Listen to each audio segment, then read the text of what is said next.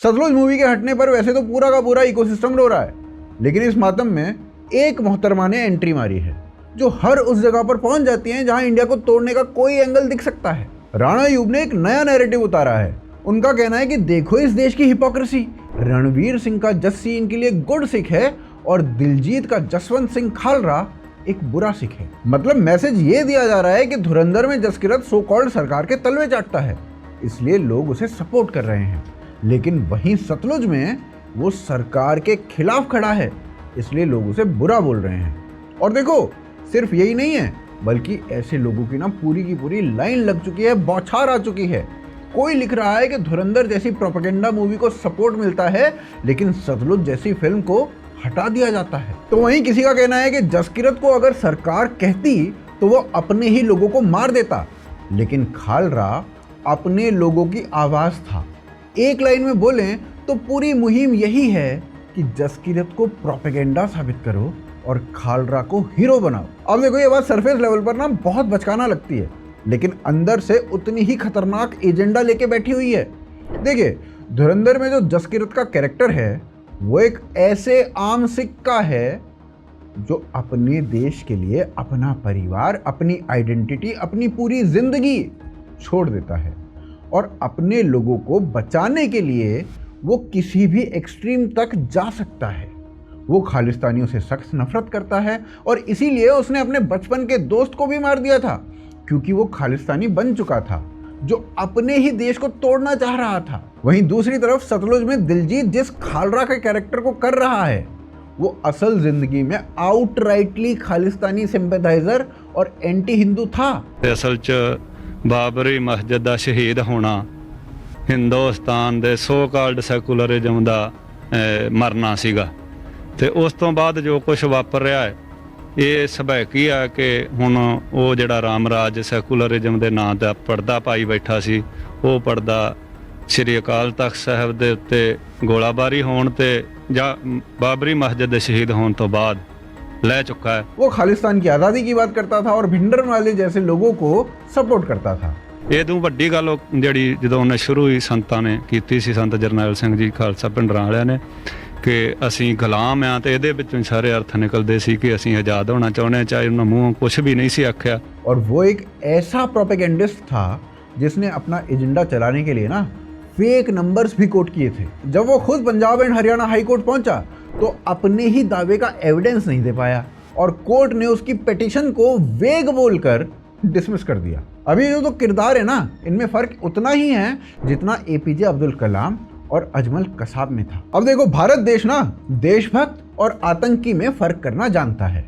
राणा अयूब जैसे लोग ये चाहते हैं कि ये फर्क करना ही कम्युनल घोषित हो जाए, क्योंकि जिस दिन ये फर्क मिट गया उसी दिन हर आतंकी को कम्युनिटी की ढाल मिल जाएगी। पर देखिए ये खालिस्तानी आइडियोलॉजी की पीआर मशीन पहली बार सामने नहीं आ रही है।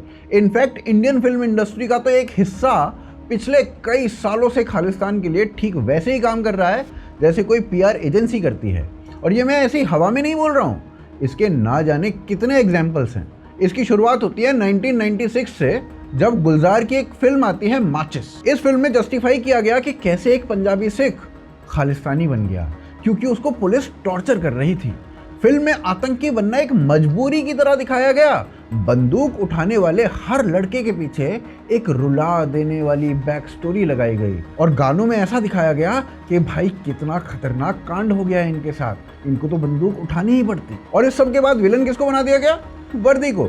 यानी खालिस्तानी आतंक की आइडियोलॉजी, उसकी विदेशी फंडिंग, उसके मारे हुए हजारों बेगुनाह सब गायब। ऐसे ही 2003 में हवाएं आई थी जिसने 1984 के दंगों को उठाया था और उसे उसी फॉर्मूले में फिट कर दिया जिसमें माचिस थी। दंगों का सताया हुआ नौजवान बंदूक उठा लेता है। फिर इसी तरह 2013 में साडा हक आती है जो अब तक की सबसे ब्लेटेंट कोशिश थी, क्योंकि ये पूरी फिल्म ही खालिस्तानी आतंकियों के नजरिए से बनाई गई थी, जिसमें खालिस्तानी हीरो थे और उन्हें रोकने वाले वो विलन थे। और इसी कारण से ना पंजाब समेत कई राज्यों में इस फिल्म को बैन करना पड़ा था। मामला सुप्रीम कोर्ट तक गया था और फिल्म कई कट्स के साथ रिलीज हो पाई थी। इसके बाद 2014 में पंजाब 1984 आई थी, जिसमें एक माँ अपने गायब बेटे को ढूंढती है जो पुलिस के सताए जाने के बाद खालिस्तानी बन चुका होता है। और मजेदार बात देखिए कि इस फिल्म का हीरो वो भी दिलजीत दोसांझ ही था। मतलब सतलुज इन भाई साहब का इस लेन में दूसरा प्रोजेक्ट है। एक बार कोइंसिडेंस हो सकता है, 2 बार पैटर्न होता है भाई साहब। और फिर उसी 2014 में कौम दे हीरे बनी, जो इंदिरा गांधी के हत्यारों सतवंत सिंह और बेअंत सिंह दोनों को ढंग से ग्लोरीफाई करती थी। एक सिटिंग प्राइम मिनिस्टर के हत्यारों पर उनकी शान में फिल्म बनाई गई और सीबीएफसी को इसे बैन करना पड़ा। और बैन होते ही बनाने वालों ने वही पुराना विक्टिम कार्ड खेलना शुरू कर दिया, देखो देखो हमारी आवाज तो दबाई जा रही है। इसके बाद 2015 आता है और एक फिल्म आती है द मास्टरमाइंड जिंदा सूखा, जो उन 2 आतंकियों की शान में बनी थी जिन्होंने ऑपरेशन ब्लू स्टार लीड करने वाले जनरल अरुण वैद्य की हत्या की थी। ये फिल्म ना इन आतंकियों को शहीद बता रही थी, शहीद। और इसे भी इंडिया में बैन करना पड़ा था। 2017 में तूफान सिंह आई थी, जो खालिस्तानी आतंकी तूफान सिंह की बायोपिक थी और उसे भी शहीद ही बताया गया। सीबीएफसी ने ना तूफान सिंह को सर्टिफिकेट देने से मना कर दिया था, तो इस फिल्म को भी पाकिस्तान में रिलीज किया गया था। जी हाँ, खालिस्तानी आतंकी पर बनी फिल्म पाकिस्तान में रिलीज हुई थी, पाकिस्तान में।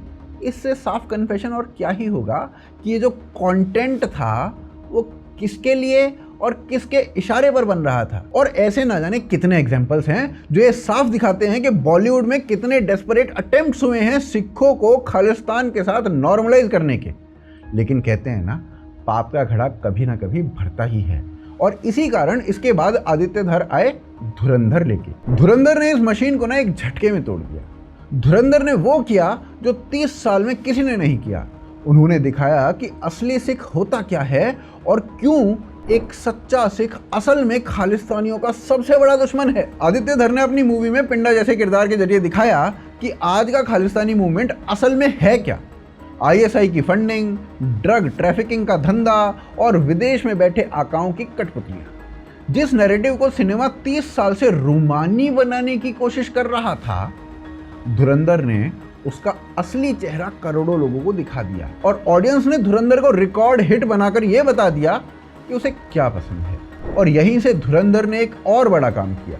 उसने सिख और खालिस्तानी के बीच में एक साफ लाइन खींच दी, जो ये इकोसिस्टम 30 साल से मिटाने में लगा हुआ था। जसकीरत जैसा देशभक्त सिख हीरो दिखाकर फिल्म ने यह बता दिया कि सिख और खालिस्तानी ये एक नहीं होते हैं। फिल्म ने यह भी दिखा दिया कि खालिस्तानी मुट्ठी भर पाकिस्तानी फंडेड कठपुतलियां हैं जिनका आम सिख से कोई लेना देना नहीं है। और यही चीज इनको सबसे ज्यादा चुभी है, क्योंकि इनकी पूरी पॉलिटिक्स ही इस एजेंडा के ऊपर चलती थी। और यही इस पूरे पैनिक की असली वजह है। इकोसिस्टम को सतलुज से अचानक से इतना प्यार इसलिए नहीं हो रहा है क्योंकि वो एक मास्टरपीस है। प्यार बेसिकली इसलिए है क्योंकि धुरंधर ने इनकी 30 साल की मेहनत पर पानी फेर दिया है। जो ब्रेन वॉशिंग मशीन 3 दशक से आराम से चल रही थी, वो अब पहली बार बंद हुई है और इन्हें उसे रीस्टार्ट करने के लिए ना एक काउंटर चाहिए। और दूसरी तरफ गुड सिख बैड सिख का फ्रेम गढ़कर हिंदू और सिख के बीच में दरार डालने की कोशिश हो रही है। मूवी इनके लिए एक बहाना है।